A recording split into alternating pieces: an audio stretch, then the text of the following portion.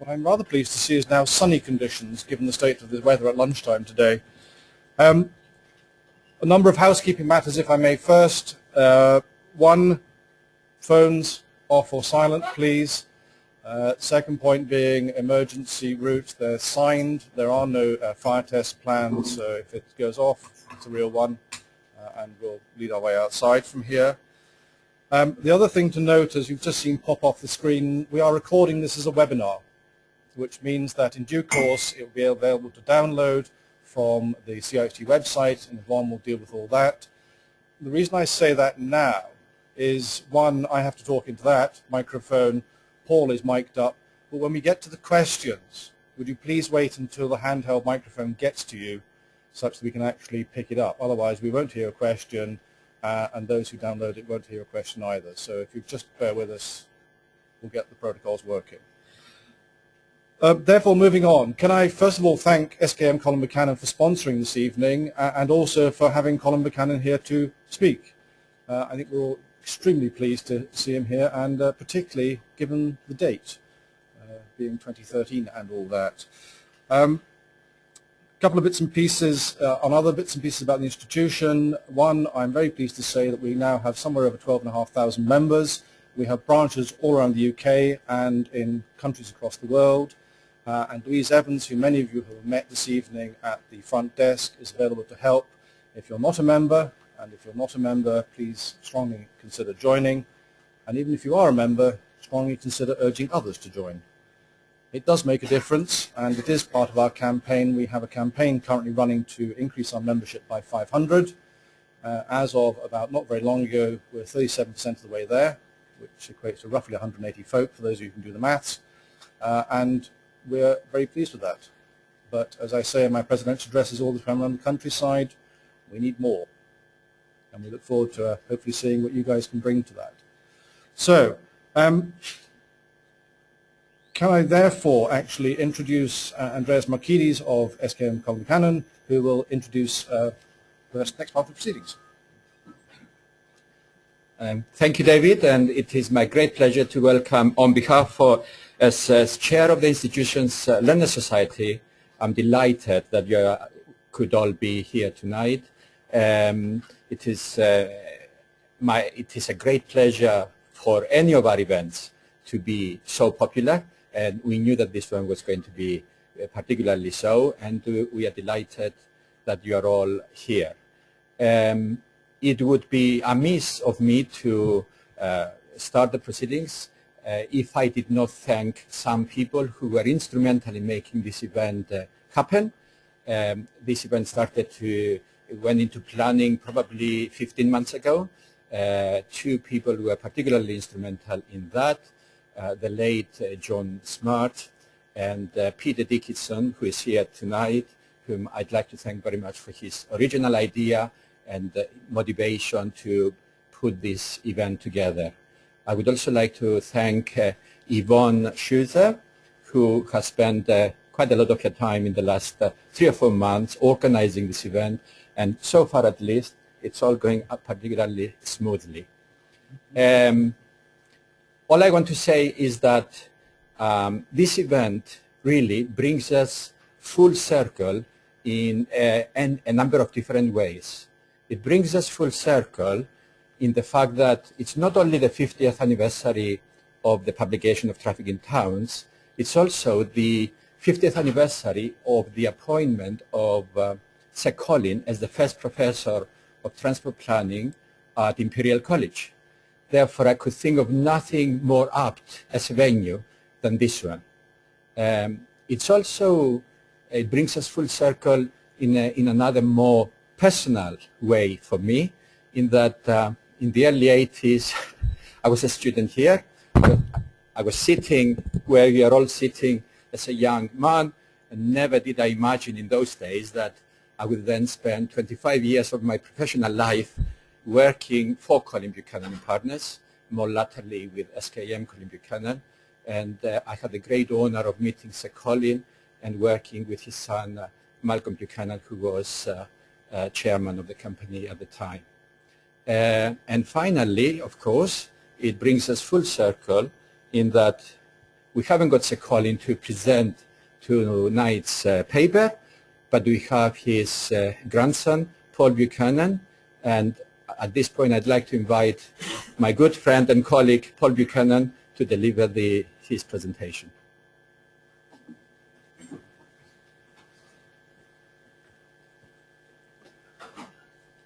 Wow, full audience. Good to see you all, and a great pleasure to be here. I too feel the sort of history of Imperial College and the family connections, which is good. I lecture here once a year just to keep that sort of relationship going. I like it that students still save their files onto the Colin Buchanan hard drive, which kind of always tickles my amusement.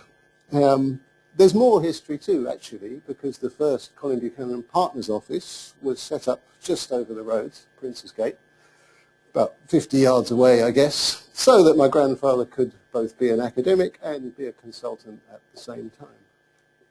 And I worked a little bit in that office as a kid, as a sort of school holidays and stuff.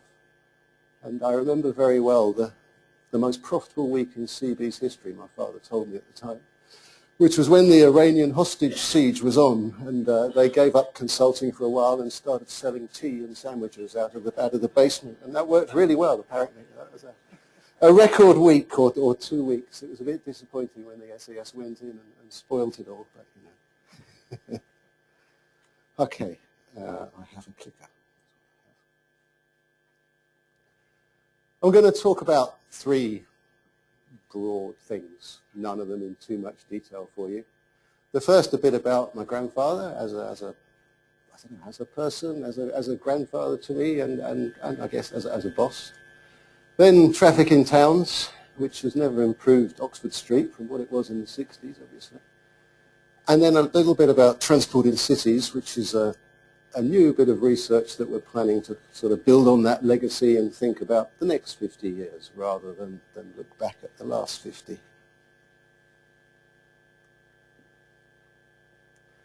So the first bit on him, I don't know, a little bit of a biography, I guess. My memories, I have no slides on. I mean, your memories of your grandfather are always not representative, I would guess. And I'm sure mine are no less representative than anyone else's. I always remember him as being rather grumpy, to be honest. You know, he was in the shed a lot, and when he wasn't in the shed, he was in his office. And when he wasn't in his office, he was gardening, but he didn't want to play, which is what I wanted to do at the 10, 12. So my grandma was much more fun than my granddad, really. It was funny, but I've actually done a lot of research for this talk. It's been quite interesting. So everyone who works with him said he was the life and soul of the office and fantastic company, but I don't know, less at home, I think. You never know. He did like fires as one abiding memory. He was constantly involved with fires. He used to light bonfires in the garden, which his great pleasure was to keep them burning for 2 weeks. You know, it's kind of like, why? I don't know. Saving matches, maybe, but it always seems slightly pointless. He'd bed them down at night, cover them up with sods of turf, and then the next morning he'd open them up again. I guess that was good. He liked gliders. He always had hobbies, and he used to make gliders, great big gliders with balsa wood and stuff. And I got roped into helping him once, and we spent hours and hours, and I don't know, I was probably 12, I guess. And afterwards we walked up to Box Hill, and we set the glider, or he set the glider off. And he flew it around a bit, and he brought it back, and he landed it, and I looked expectantly. And he tweaked a few things, and he threw it away, and he flew it around a bit, and he landed it, and I looked very expectantly. And he did it a 3rd time, and then he said, right, let's go home now. And I went home really very miserable, I can tell you. And my grandma obviously spotted it in a way that he didn't. And so he promised that the next time I would be allowed to fly this plane. And the next time was about 6 months later. And we went up to the hill, and he said, I'll do the first flight, and he took it away, and he flew it around a bit, and he crashed it horribly. And so it never flew again. So I never got to go on the glider, which was a bit disappointing, but there you go. Let's move on. So he was an engineer, he trained as an engineer, and I guess the big plan was to go and join Buchanan and Halcrow. That was George Buchanan being my great-great-great-uncle, my grandfather's uncle, who was the boss at Buchanan and Halcrow in that order, with Halcrow being the junior partner and engineer. Unfortunately, in 1929, just as my grandfather graduated, they had a falling out, a major falling out, which meant that Halcrow, or Buchanan Halcrow, became Sir William Halcrow and Partners, and my grandfather didn't get a job. And he was stuck. And he had to go and do 2 years in the Sudan as a surveyor without ever really wanting to. Then came back and actually spent 18 months unemployed and couldn't get a job at all. And it was only in, I better look up the date actually, I can't make it up. But it was only in 1936 that he really landed his first, so he worked on maps. He worked on ordnance survey maps for a town planning consultancy, where he really started to get that interest and think about land use and planning and how those things work. But then he got the road engineer job at Exeter, and that was backed up to proper work as he thought at the time. He had well, not an obsession with safety, but road safety was shocking in the 30s. They killed 8,000 people on the roads in the 30s with a quarter of the cars that we have and less than a quarter of the mileage. So it was incredibly dangerous. And he used to rig a camera up on the front of his car, which he could click photographs of people driving really dangerously. And he says that when he spotted a particularly bad driver, he would follow him for miles, hoping for a major accident with his finger on the button of his camera, or occasionally with my grandmother sitting there. My grandmother used to get furious. I want to go home. No, he's going to crash in a minute. So Safety was actually his first book, Let Us Take the Road, which he wrote in his sort of spare times, his evenings and weekends of that Exeter job. And famously took a picture of his boss making a particularly bad overtaking manoeuvre, which he showed him that one, I think. Then came the war. And the war, my father says he got a really cushy war. He was so lucky. I don't know about that. But he did get posted to Africa, and he did get what he says was his dream job. So he got to build a bridge over the Nile in Juba, where the Nile is twice as wide as the Thames is at Westminster. So it's soon fun. There's a bit of it. There were lots of crocodiles. They used to float across the river on bloated cow bladders instead of boats. I don't know why, but he had lots of pictures of that. And he basically served out his 5 years. I don't think he saw any particular action or fighting or anything. He just built his bridge, which I guess is a civil engineer's dream. It was then quite an amusing story of he came back. When you came back from the war, you got this paid demobilization leave. And, hadn't seen the family for 5.5 years, got back. He spent his 3 months of demobilization leave studying for the Royal Institute of British Architecture exams. So he became a qualified architect very fast, but I don't think my grandma was very pleased with that, or impressed at all. He loved cars. I mean, he really loved cars, slightly obsessed by cars. I started going through some old diaries of his, and he lists, today I drove from here to here, I picked up this, I put it in the bag, and he loved that sort of freedom and availability of cars. It was a tremendous thing. It's certainly hard for me to understand, because cars have always been there, but the transformation of cars appearing and changing people's lives in the late 50s, 60s was clearly dramatic. Difficult for me to appreciate. But the ultimate go anywhere, anytime, with anything, was that flexibility of freedom. Just no one had it before. You couldn't do it. I always like these are 3 quotes of his. I always like the second one, which I don't know about that. He was Mr. 50 miles an hour. He used to drive on the motorways at a rigid 50 miles an hour for mile after, never changing. And I'm sure that was the safety issue that he was sort of upset about. So he never did it. He used to drive the kids nuts and like, come on, faster, Grandad, faster.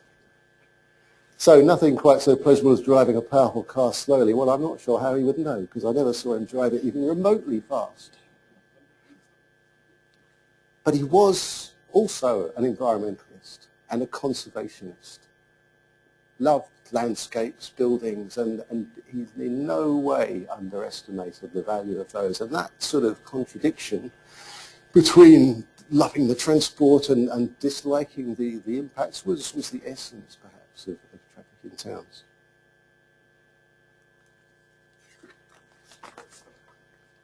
He was also surprisingly stroppy, I guess, possibly even rebellious. He had this thing. He was in the civil service as a professional, a qualified architect, a qualified planner, a qualified highways engineer. But in those days, that was not enough. You could never get to the top unless you were the Oxbridge First Divisioner. And that rankled him significantly, I think. And surprisingly, when he moved down to London, he was in the Ministry of Town and Country Planning. There was some argument about rights for civil servants. And he was the chairman of the Civil Servants Union for Town and Country Planning at the time. So there was a huge row. He went outside to RTPI and said, my members are being unfairly dealt with by this. And the civil service were furious and gave him a real dressing down and basically sent him away. Basically said, you can't work anymore here. We're not having it. And indeed deemed him temperamentally unsuited to planning, which didn't please him at all, as you can imagine, except that maybe it moved him to sort of prove them wrong by doing all the work afterwards.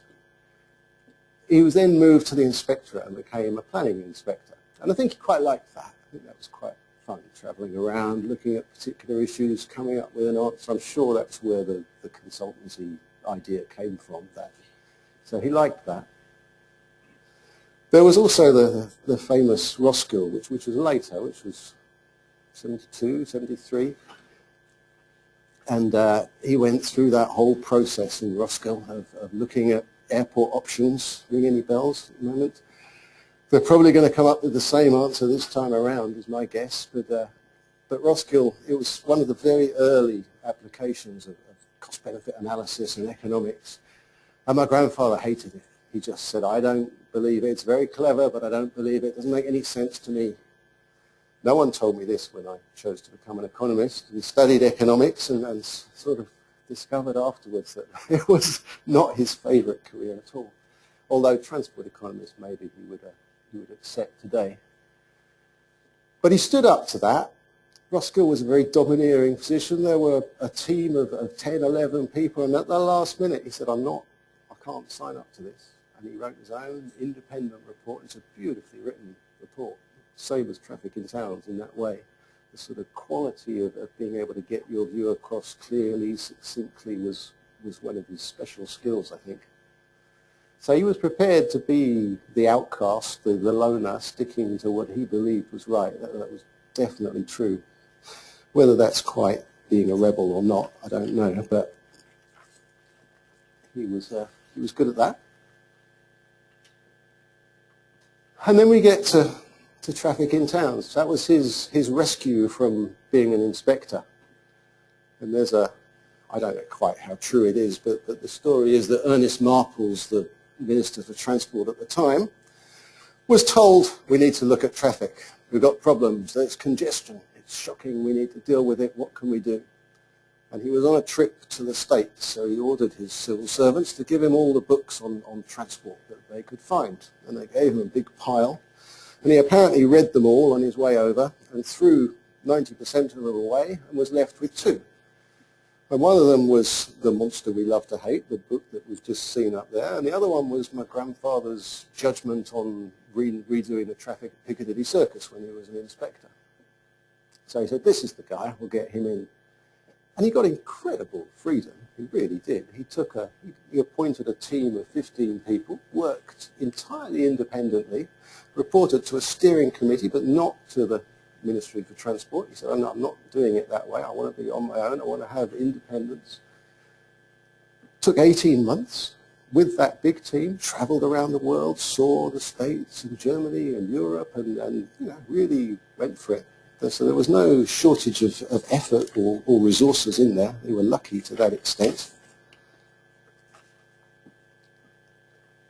And it took 18 months. I'm going to go through, not in much detail, Traffic in Towns. To be honest, Traffic in Towns was out before I was born. I only read it about 7 or 8 years ago for the first time. I mean, it's a good read, but nonetheless, it's not something that I grew up with.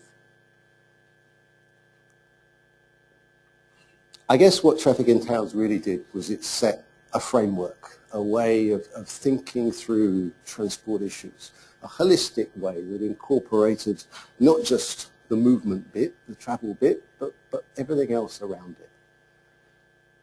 It got a few things. So it definitely got that land use sets transport demand. All this origins, destinations, the whole of transport modelling really kind of came from that. But it also got it the other way around. It also got that transport determines land use. And people got the first bit of that. Few people got the second part of that. And actually that's been a loss and a problem for the last 50 years. Because that feedback of building more roads and spreading development along them is a bad one. It's not one that works well.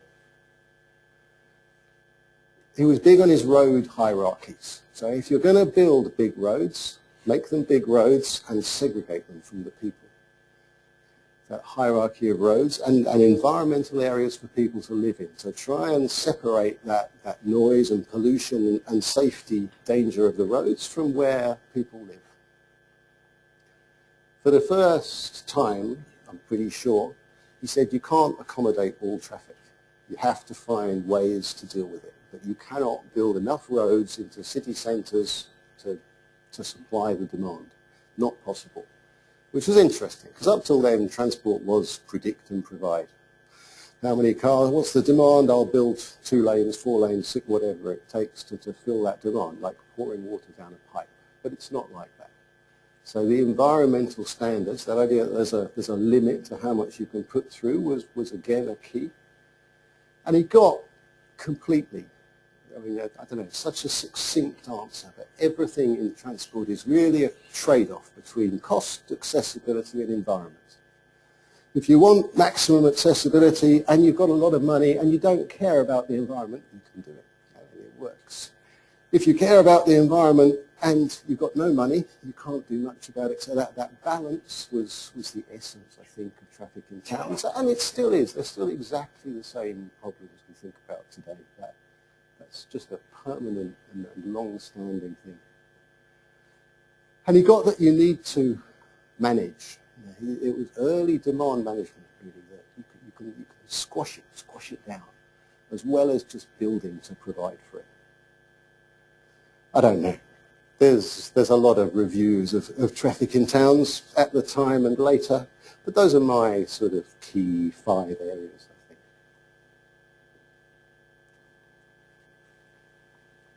I always liked, this was a summary of his, of traffic in towns.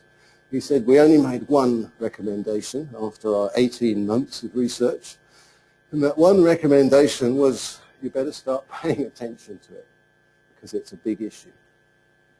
Everything else was just about what options there are available to authorities to deal with it. But nothing prescriptive in traffic in towns.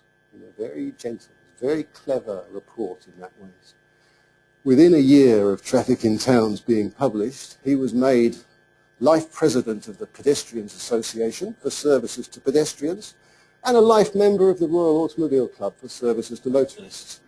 Now that's a perfect report. I think that's really very good. If you can write a report and both sides come away thinking that, that's a particular skill. I tend to be a bit too controversial for that. What went right? What went wrong? I mean, not everything went right, I can tell you that. I think the framework was spot on, still just as relevant today. Traffic in towns is still on many university reading lists for their transport planning courses 50 years on. It's extraordinary. The forecasts of car ownership were spectacularly accurate. You know, I think they forecast 30 million cars by 2010, and actually we made 30 million cars in 2007. So spectacularly accurate. They came under huge scrutiny and criticism immediately after the report was published. No one believed it. They can't get that high, but they have. They've just about stopped now, but they have. The bit on trade-offs and options is still very relevant. And if you look at it, the presentation, the figures, it was a beautiful report, really first class. But more interesting, I guess, is what it got wrong and what it didn't look at, what it didn't see. I kind of often think that the title was the main problem. The traffic bit and the towns bit. The traffic bit looked at cars, didn't look at railways or buses. It was a very, very short on public transport. Now, I think he would say, if he was here, well, I had my brief and it was that. But to not go on more about public transport seems slightly out of place when you look at it now. I'm not quite sure how it felt in those days, but it seems slightly wrong. And the other one was towns, to be honest. So I kind of think his solutions that, towns are quite good to deal with. I can see that you build a ring road, you pedestrianise the high street, you get the traffic out, it works in a town in a way that it's very hard to work in a city. You can't. Big elevated motorways in cities are not a good idea. Ring roads are huge. How do you get rid of that problem? Well, not by building more roads. So perhaps with the solutions he put forward were better at the smaller towns than they were at the big cities. Certainly now, if you look at what Transport for London are doing here, we haven't built a road in London for 15 years, 20 years. All TfL do is reduce road capacity. Give it to buses, peds, cycles, and build railways. That's the future for modern cities, I'm sure. The traffic segregation, I guess, was again kind of the time, of the age. That safety record and the dangers that there were of driving meant segregate cars, keep people safe, push them away. We kind of know a bit better now, actually, that segregation perhaps doesn't work as well as we think it might and has secondary and unintended consequences, which I'm going to pick up later. And the environmental areas, which seem so sensible, don't they? Put your houses away from the main roads, separate them, and they did work well, but actually what they ended up doing was a style of development that was very hard to serve by public transport. You can't put buses into those sort of dead-end closures that are those environmental areas. They're really hard. So sort of perversely, they created car-dependent communities through that environmental protection. And that was a difficult thing. But we're 50 years on. You can't expect the same rules to hold forever. So what did he leave behind? Well, I kind of like to think he created a UK industry of transport planning. And it's a big industry of transport planning. Until the last few years when most of the UK transport planning industry is now owned by Americans, some by Australians. The best bits by Australians, obviously, Sharon. But that national interest in transport planning is huge. And even if they're not training us, the universities here train transport planners from all over the world. I've spent a lot of time in Australia for the last 2 years. And my guess is more than a third of all transport planners in Australia are British. And that happens a lot. I spent 4 years in Malaysia working for Halco, actually, not knowing about great-great-uncle George, obviously. And I always find I was competing against a string of English companies all the time, the same ones I was competing against in the UK. So for a long time, we really ruled that transport planning industry. And this must have had something to do with it.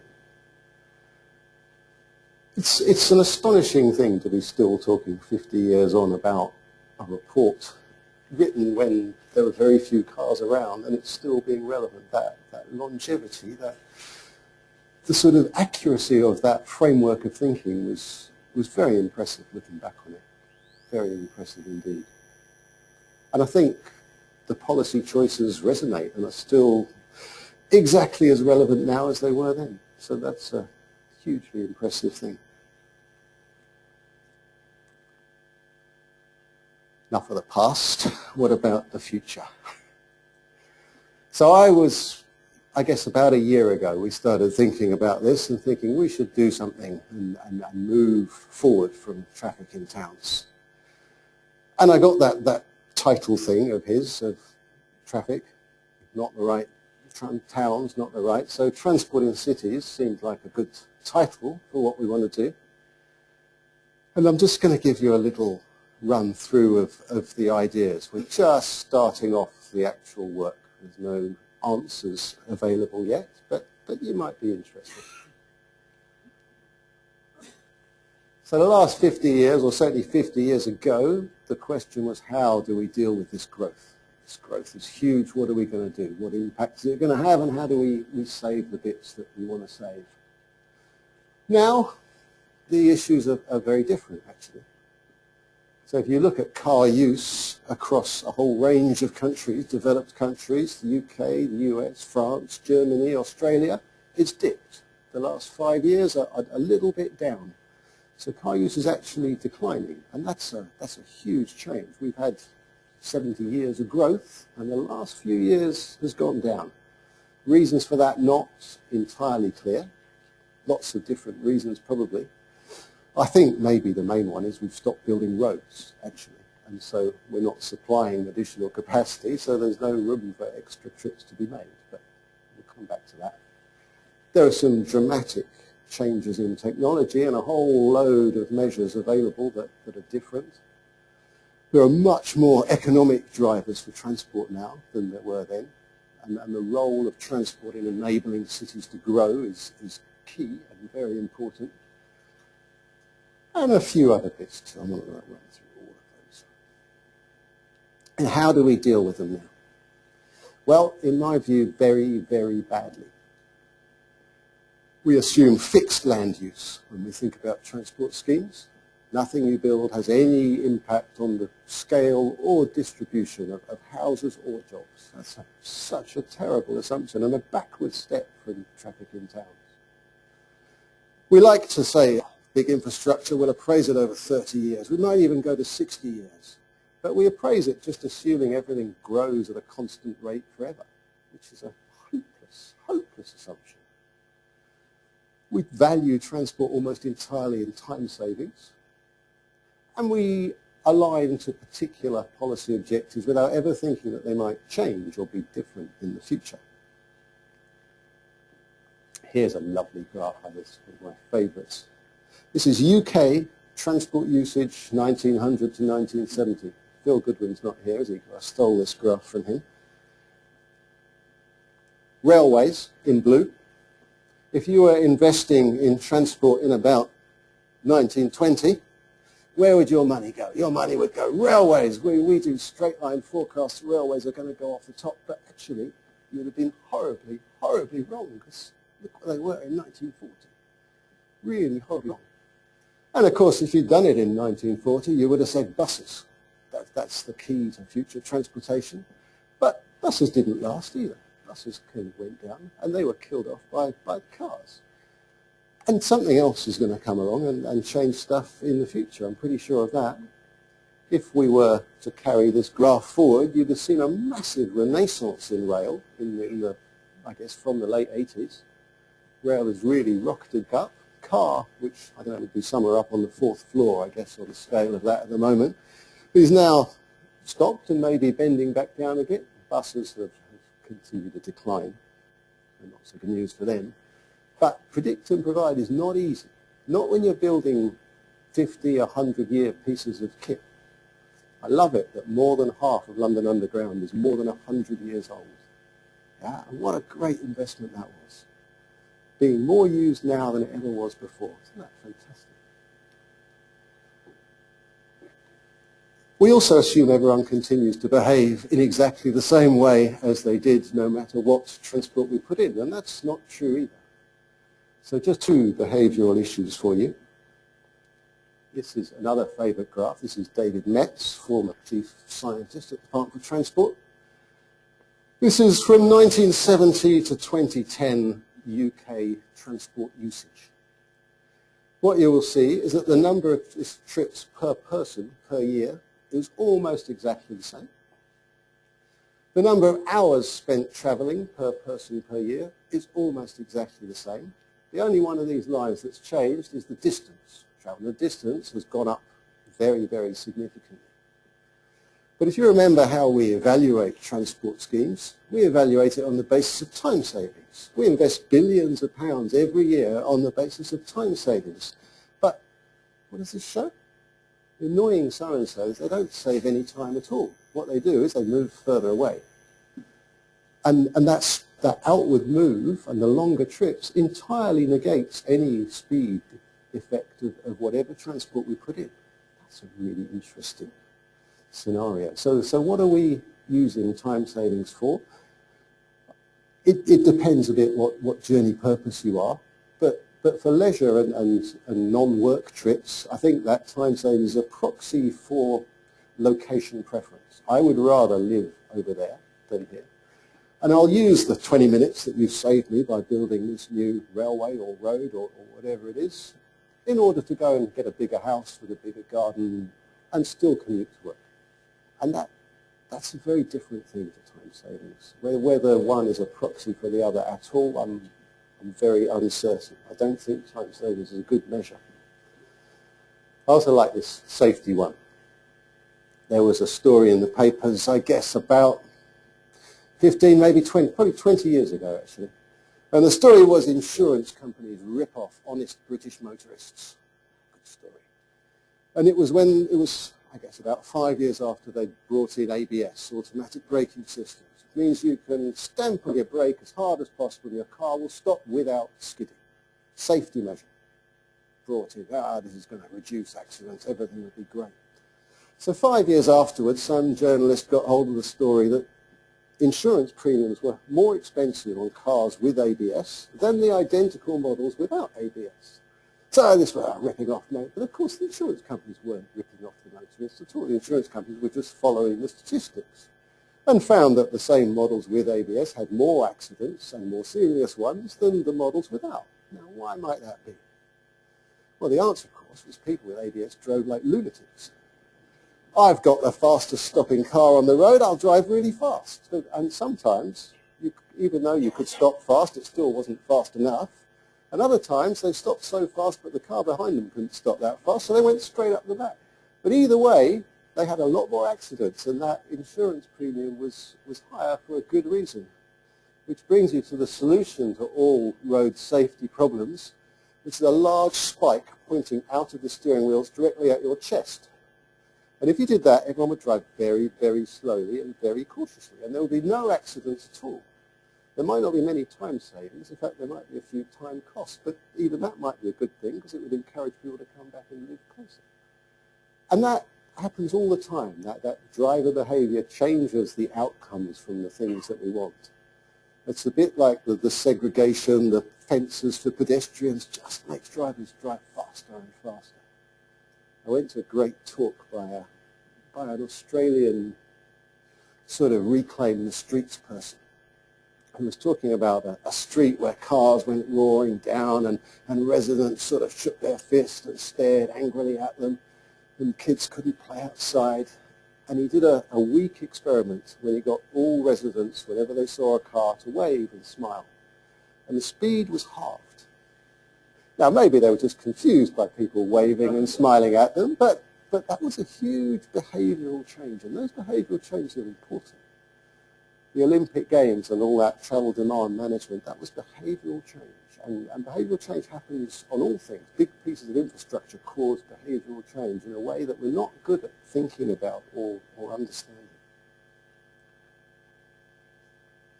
Transporting cities is trying to link a load of stuff together. So it's thinking about how the future will be different from now, thinking particularly about new technology, about global trends, and about environment and policy.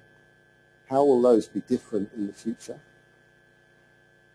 And bringing it all together into that sort of framework in the middle. It hits a number of areas that I've been working on, obviously. So the economic drivers about transport and density and productivity and economic growth. That's a really key argument. It's the argument for Crossrail.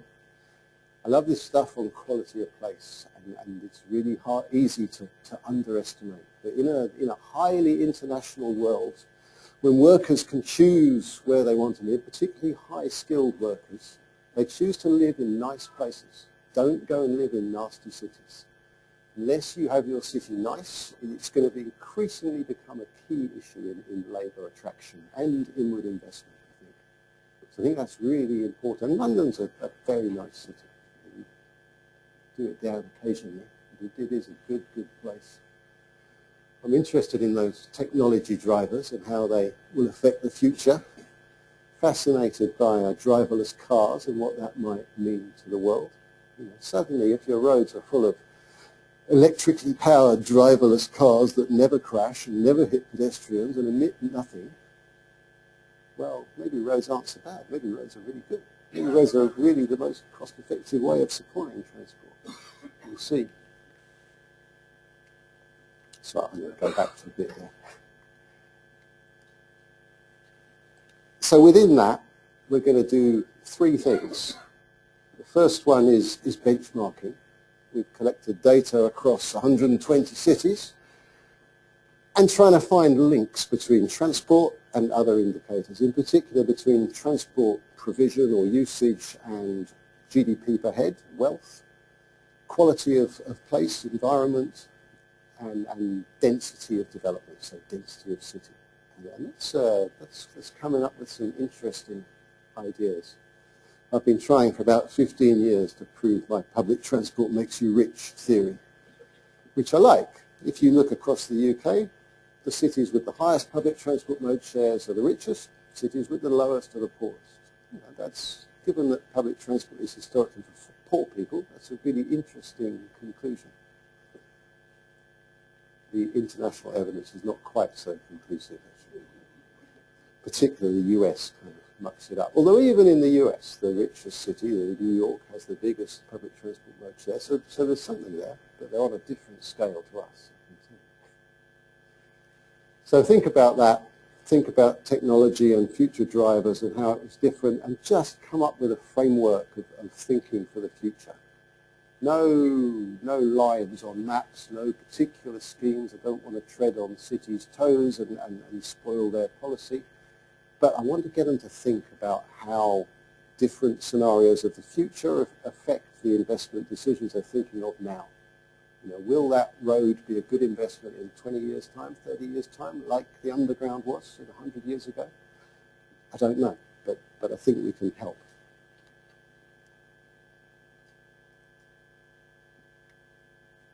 So, traffic in towns. Well, I think remarkably insightful and long-standing, and can't have anything but respect and admiration for the team of people that produced that. My grandfather always said that Marples wanted an answer. What's the answer to the problem? He didn't give him an answer. There is no answer to the problem. There's no wrong and right in this game. There's just different shades of grey. But a framework for thinking about the issue that still works now, that's hugely impressive. And quite why I've decided to go with transport in cities, I don't know, because the odds on anyone coming along and saying, wow, that's even better than the stuff that came in 1963 are close to zero, I suggest. And the odds on people saying, well, it's nowhere near as good as those guys did 50 years ago are probably quite high. But I'm prepared to give it a go and stick my neck out. And I look forward to telling you about that one as well. Thank you for your time. How did I do?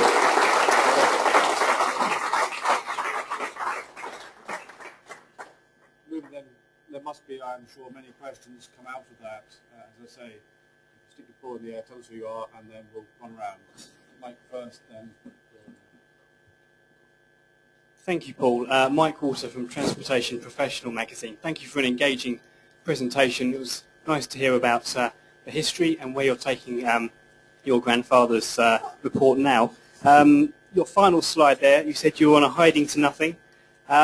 What ambitions do you have, Paul? Where can you take this? What would you like to see happen in 5, 10, 20 years? Do you think that you're going to achieve a great change? Are you going to get many cities of the world to listen to what you have to say? I think the growth of urban populations that is going on, particularly in Asia and South America, that huge growth in people and cities, is at a key point, and a key point for the world. And if those cities decide to accommodate it in sprawling, car-based, low density, that's going to be an economic and an environmental, I was going to say disaster, but certainly a constraint and a problem. And if we can get those cities to think about longer-term investment, it's more expensive investing in public transport. If we can have them think longer-term and higher density, that's an economic and an environmental huge benefit. So if this could have any influence on those development patterns, and it's an international study, and we're going to be picking case study cities from all over the world to make it relevant to them. You know, the European cities are not going to change very much now, I don't think, but the Asian and South American ones are where big growth is. So I'd like to influence that.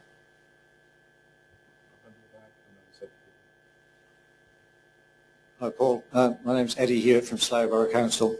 Just like to ask you how serious you are about electric vehicles. You know, in Slough, in our car park, we've got a couple of charging points. There's a couple of charging points in Waitrose car park. You know, is it really going to be any part of the solution? And as a follow-up, shouldn't we really be talking about tougher measures? I'm an economist, so pricing is really the answer. And you could deliver any policy outcome you want with pricing, but the politicians just won't have it. So I think we have to think a bit differently and perhaps, well, no, don't give up, but you need to keep going at pricing. It's shocking that they've taken away road pricing in London rather than adding to it. So I think that will come eventually. Electric driverless cars, I don't know, one of the things that I want to do in this Transport Institute is think about how much those new technologies can change stuff and over what time scale. So maybe driverless cars, well, driverless cars are driving around now in California. You know, not only 3 of them, I think, or 4 of them, a pretty small number, but they are doing it, so it is possible. Where would they come in first? Probably motorways. Very controlled, neat environment, switch on, switch off. How long until they get into cities? How long before taxis have no drivers? You'd think that would be the first. The driver is more than half the cost of a taxi, so that would be a dramatic change in costs. But I don't know exactly, and so the point of this research is to bring together not just driverless cars, but a whole load of technologies and think what scale of impact they might have in the long-term future.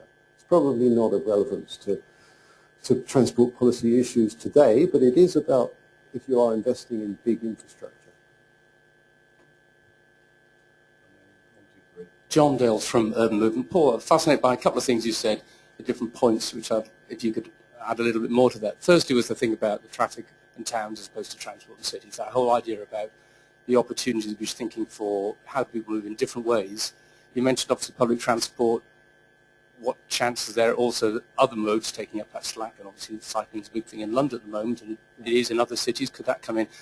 And then something you touched on the end, it was just a phraseology used about the idea of the driverless cars and emission-free vehicles. I don't know if you read Strap Hanger by Taras Gresko. It's an interesting, but one of the things he says at the beginning, he's looking at how public transport is becoming, you know, a more popular mode of choice, so even for rich people, goes into that. But there's a phrase he uses right at the beginning that says, even if you had a zero-emission car that ran on water, you know, tomorrow, it wouldn't solve the fundamental problem. It is that personal, you know, cars as a form of mass transit for cities are an utter disaster, purely on the space thing. So how do you think that will play? I mean, you know, how will we? If that is true, then we may all be driving electric cars at prices or whatever they are, but that still wouldn't seem to solve our problem. It's still not going to be enough to deal with peak flows into city centres and out of city centres. That's for sure. But you know, cars are unbelievably flexible and useful things. I don't want to do them down. I mean, outer London car is still 80% mode share, 70%, but big, the dominant mode of transport, even in London. And if driverless cars doubled the capacity of the road network, which they could do fairly comfortably, I think, that might accommodate enough growth in outer London to avoid the need for expensive outer orbital rail links or silly ideas like that. So what was the first one? Yeah, sorry, I'm a huge fan, and I'm sure there's going to be a massive policy switch towards soft modes, self-powered transport. And I think, as well as the cost and the capacity of the transport argument, it's the whole health argument that it's going to be increasingly important for us. So I'm sure that's coming. I'm delighted to see TfL investing heavily in cycles, despite the economics saying this is a disaster.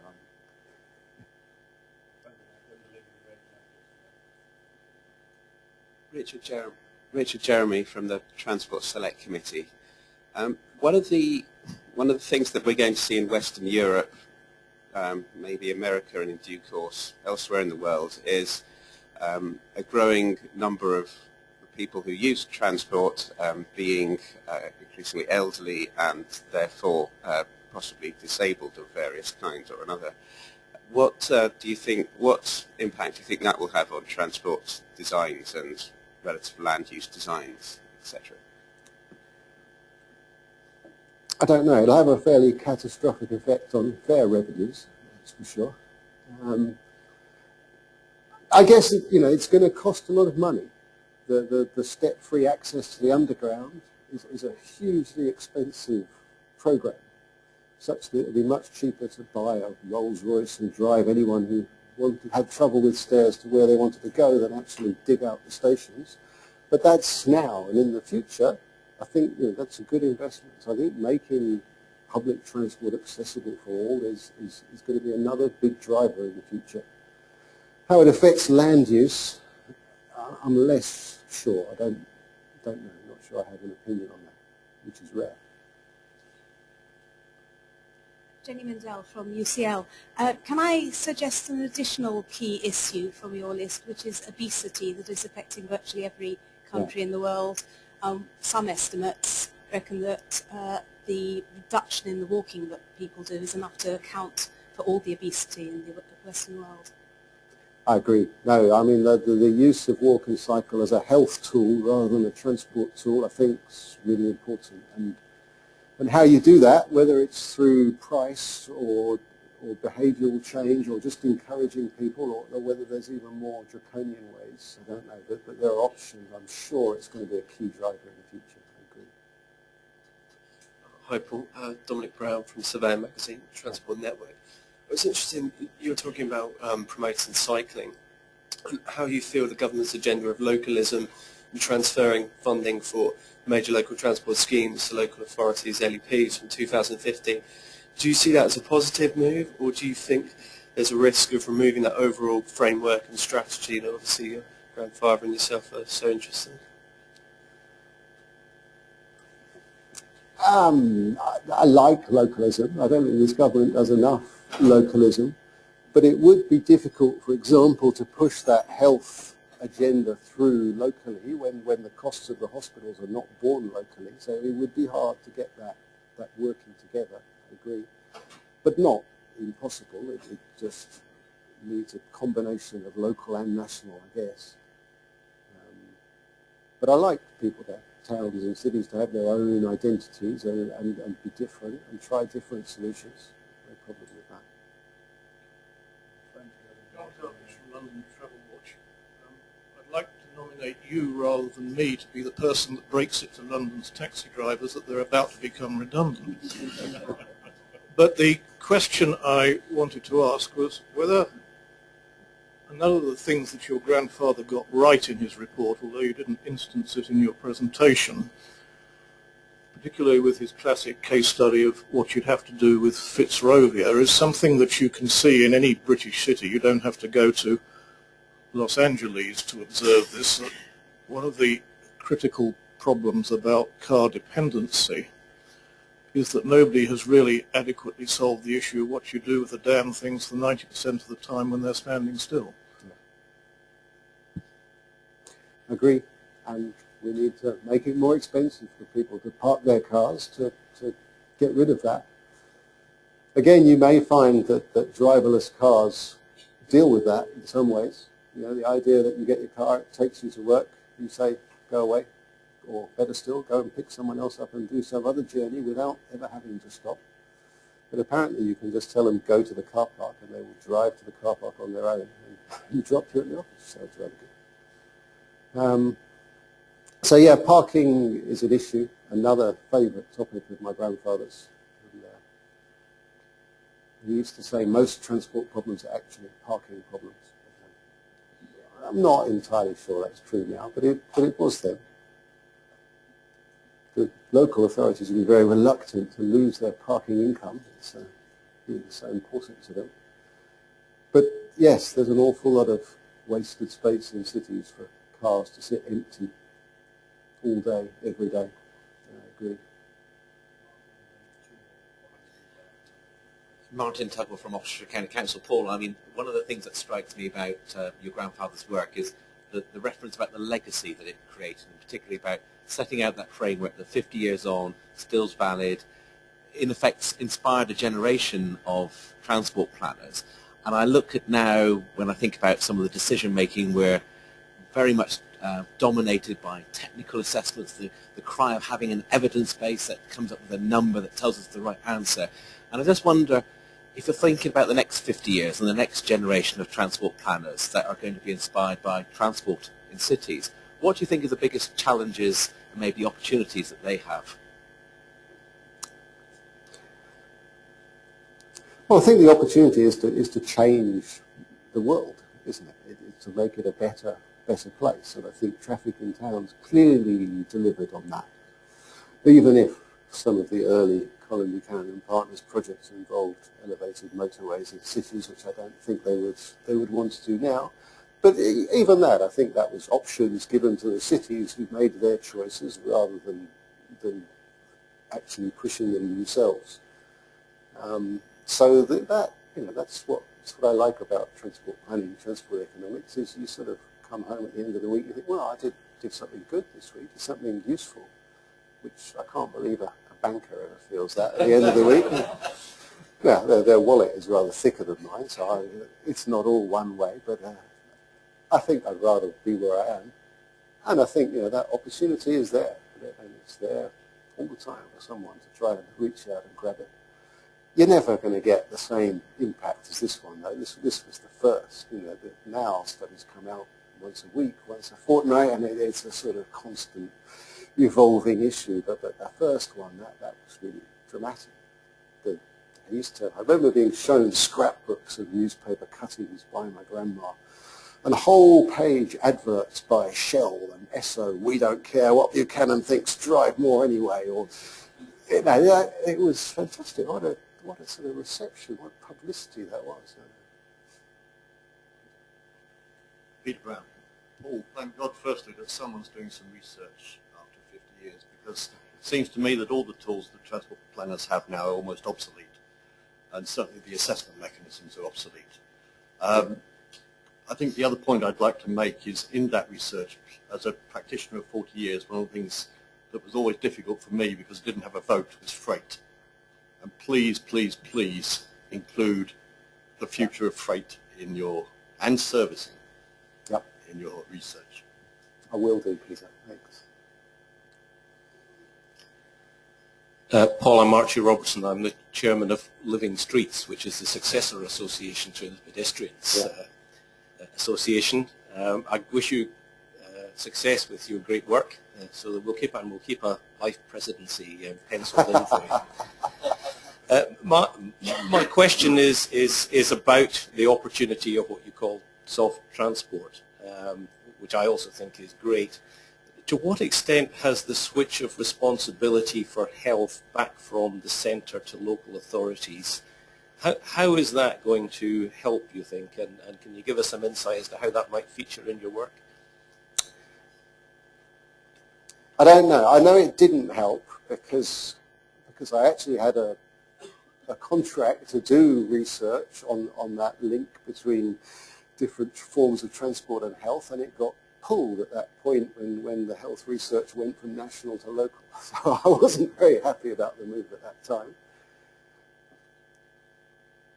I don't know. So if local authorities are more responsible for their health costs, they will have a bigger incentive to make their population healthy, and that must be a positive thing.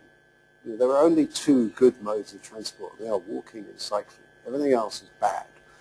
Less bad, you know, there's more bad and less bad, but transport is not a good of itself. It's just a derived demand to do something else, unless you're actually driving around for fun. But yeah, walk and cycle is key for the future, I think.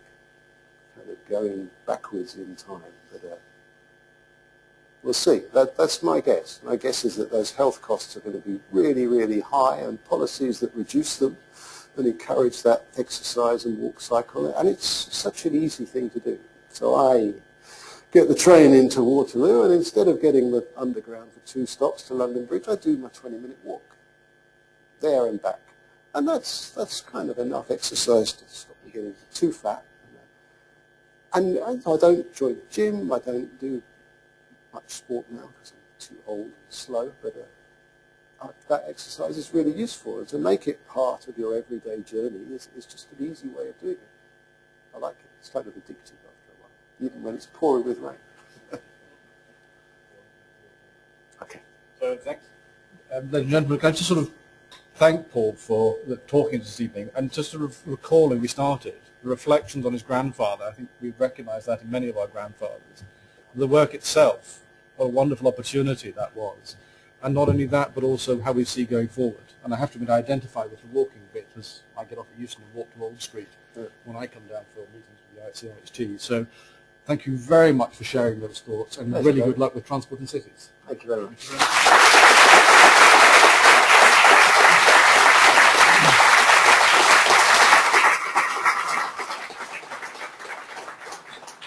A couple of things before I let you go. One, again, thank you to SKM Colin Buchanan again for sponsoring this evening.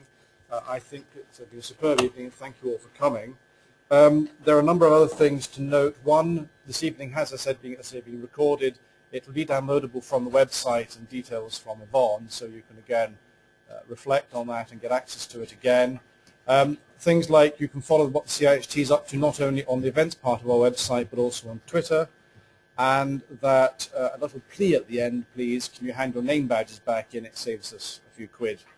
And on that vein, can I invite you to join us for some drinks and nibbles till 8:15. Thank you very much.